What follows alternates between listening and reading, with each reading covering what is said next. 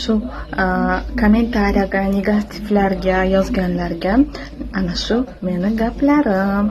Shunga sizlar odamlarni pulini yemasdan chestni bo'lishni o'rganinglar.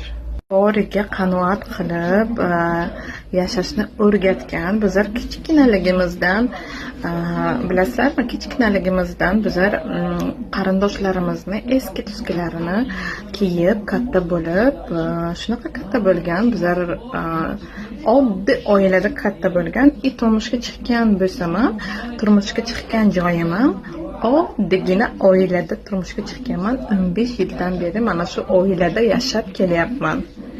Xudoga shukr qilib kelyapman. Bolalarim nogiron emas. Xudoga shukr shunga. Erim yaxshi, qaynonam yaxshi, qaynakam yaxshi. Hammasiga shukr deb yashayapman. Rahmat shularga.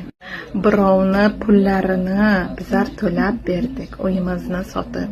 Shunga shuni birinchi gapingizni yozgandan birinchi mana bunday qilinglar, hitlanglar birinchi o'zlaringizni, keyin birovni gapiringlar. Xo'pmi?